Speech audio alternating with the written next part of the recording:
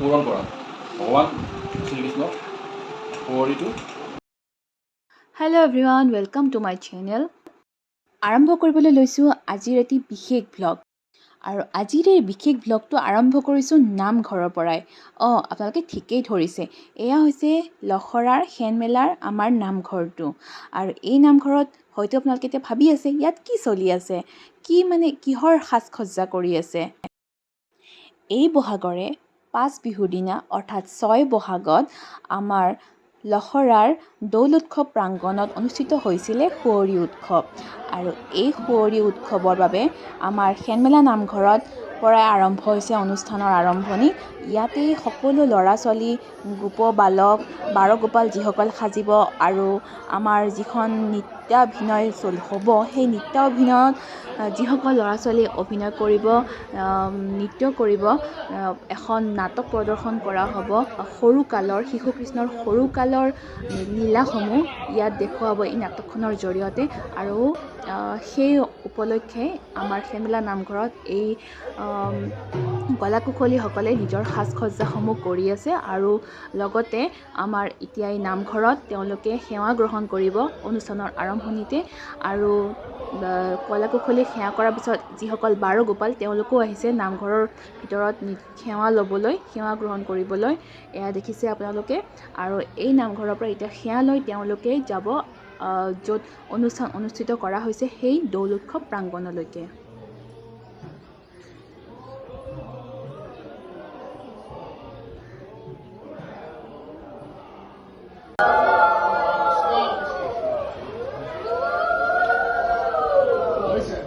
আৰু এয়াই আমাৰ সুঁৱৰি অনুষ্ঠানৰ আজিৰ কৃষ্ণ আৰু বলোৰামৰ সহিত বাৰগোপাল।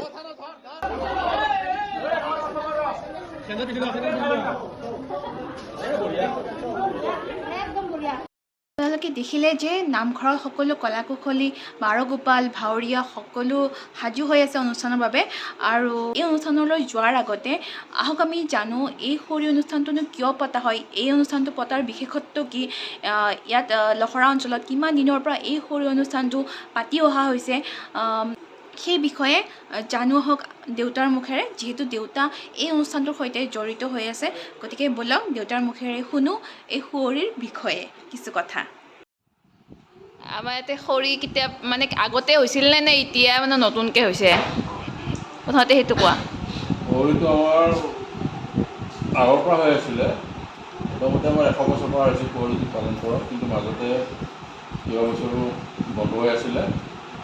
বন্ধ থকাৰ পিছত আমি আকৌ পুনৰ আৰম্ভ কৰিছোঁ সুঁৱৰি উৎসৱটো।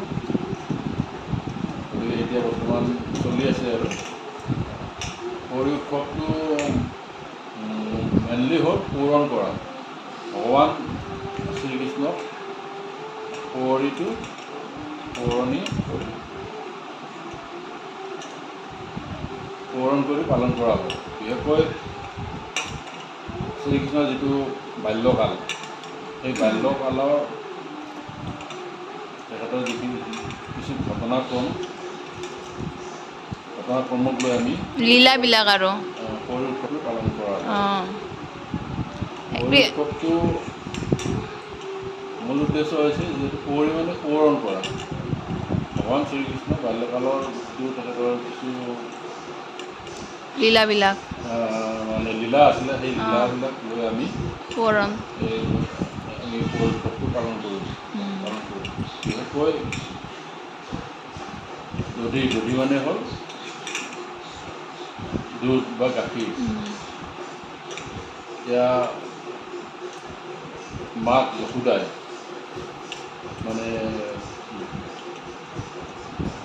দৈ বা ক্ৰীম বনায়। সেইবোৰ বনোৱাৰ পিছত শ্ৰীকৃষ্ণই আৰু তেখেতৰ লগৰীয়াসকলৰ সৈতে মিলি চুৰ কৰি সেই দধিবোৰ খাই পেলাইছিল। কাৰণ দধি চুৰ কৰি তেখেতসকলৰ যিখিনি লগৰীয়া সৈতে লগতে যিবিলাক বান্দৰো আছিলে, সকলোৱে মিলি মাতৃ যশোদাই ক্ষীৰ বা দধি প্ৰস্তুত কৰি থৈ দিয়া দধিকে আনি লগৰীয়াসকলৰ সৈতে শাসন কৰাৰ পিছত এতিয়া যশোদাই বিচাৰি নাপায়, কৰিব নাপায়, সেইখিনি বিচাৰি যায় পিছত অৱস্থাত মাক যশোদাই ধৰা পেলায়। ধৰা পেলোৱাৰ পিছত আৰু মাক যশোদাই শাস্তি প্ৰদান কৰে, কিয় কৰিলে, সেইটোৱে মূল উদ্দেশ্য আৰু।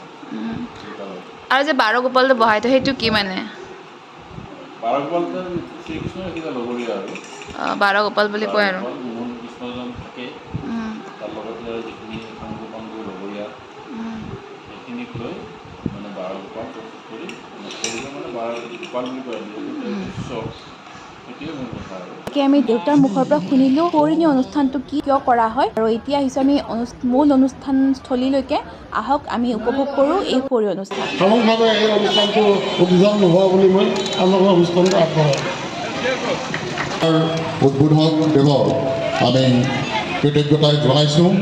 আৰু এতিয়া আমি আমাৰ শব্দযন্ত্ৰীসকলৰ মাইক্ৰফোনসমূহ আমাৰ পশ্চিম দিশত বহাগৰ ধুমুহাত এবাৰ কুঁৱৰীত ভাঙি গৈছিলে, আৰু তাৰপিছত দুবছৰমান কৰাৰ পিছত আৰু আমাৰ সমাজতো ঠিক যিসকলে উদ্যোগ লৈছিল তেখেতসকলৰ কিছু সংখ্যক আমাৰ শ্ৰদ্ধাৰ ব্যক্তি বৈকুণ্ঠগামী হোৱাৰ বাবে তাত বিযুক্তি ঘটিছিলে। যি নহওক, আমি এতিয়া পুনৰ সেইভাগী অনুষ্ঠান কৰাৰ প্ৰয়াস কৰিছোঁ। আমাক গুৰুই কৃপা কৰিব আৰু ভকত বৈষ্ণৱসকলে, আজি উপস্থিত ভকত বৈষ্ণৱসকলে আশীৰ্বাদ কৰিব। আমি চেষ্টাহে কৰিছোঁ, ভুল ত্ৰুটি হোৱাটো আমাৰ সাধাৰণ কথা। আপোনালোকে নিজ গুণে মৰীক্ষণ কৰিব বুলি আশা।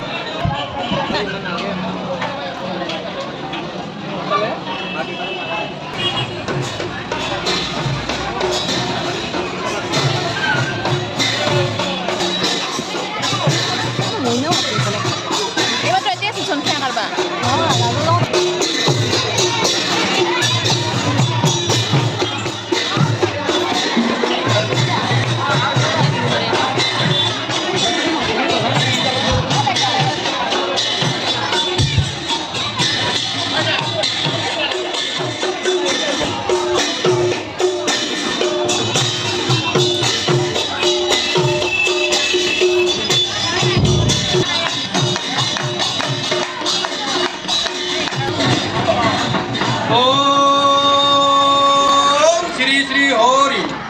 দধি মাক নাটক শ্লোক নাৰায়ণং নমস্কৃতং নৰসভ্যৈ নৰোত্তম দেবং শ্ৰীকৃষ্ণয় ততু জয় মুদি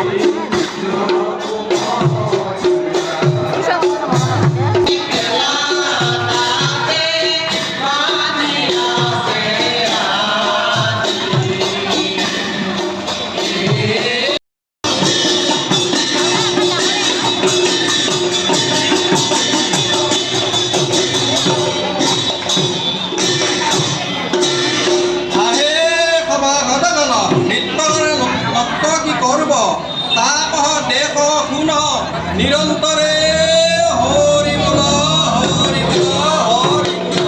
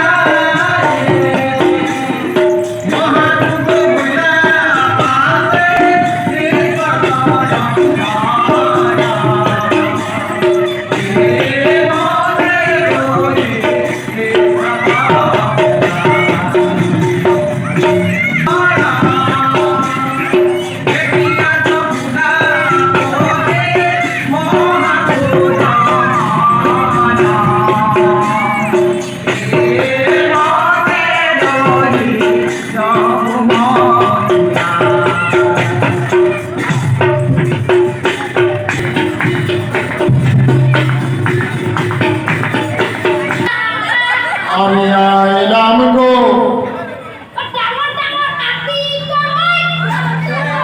দাদা আমি আইলাম গো নন্দরাধার এনে চাকরি মোর ফিরি চলিম আমি আইলাম গো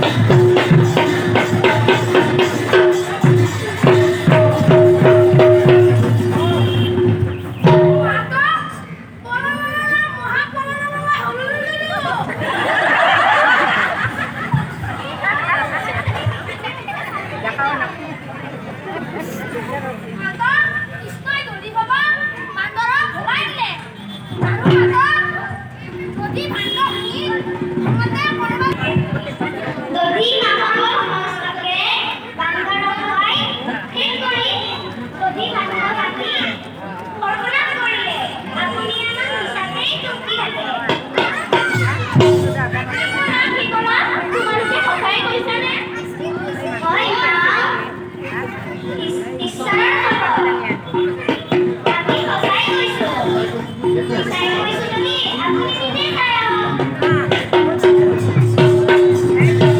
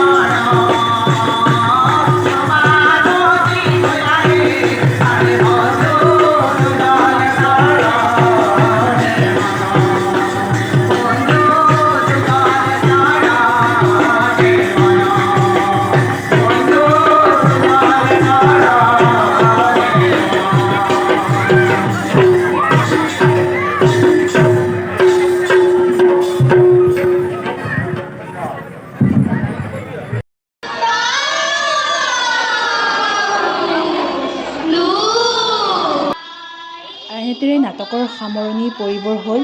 এয়া শাস্তিস্বৰূপে মাক যশোদাই কৃষ্ণক বান্ধি থৈ দিছে আৰু কৃষ্ণই কাকুতি মিনতি কৰিছে এৰুৱাই দিবলৈ, আৰু লগতে আমাৰ ভকতবৃন্দসকলে কৃষ্ণক এৰাই দিবলৈ, খুলি দিবলৈ মাক যশোদাক তেওঁলোকে মিনতি কৰিছে আৰু তেওঁক প্ৰণাম জনাই আছে। এয়া দেখিছেনে ভকতসকলে কেনেকৈ তেওঁৰ চৰণত প্ৰণাম কৰিছে। আৰু এনেদৰে অনুষ্ঠানৰ সকল সামৰণি পৰাৰ পিছত সকলো কলাকুশলীয়ে লৈছে সেৱা, আৰু আমিও ঘৰলৈ যাবলৈ ওলালোঁ। আৰু গধূলিলৈ আহিলে জেং বিহুৰ এটি গ্ৰুপ। এয়া চাওক তেওঁলোকে কিমান ধুনীয়াকৈ নাচি আছে।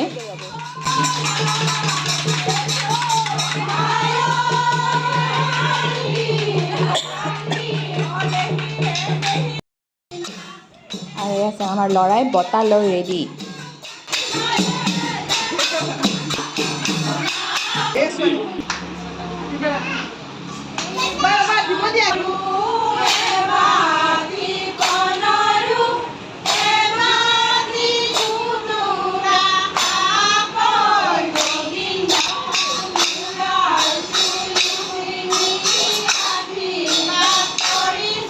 এনেদৰে বিহু দলটিৰ আশীৰ্বাদেৰে আজিৰ ভিডিঅ'টি ইয়াতে সামৰণি মাৰিছোঁ।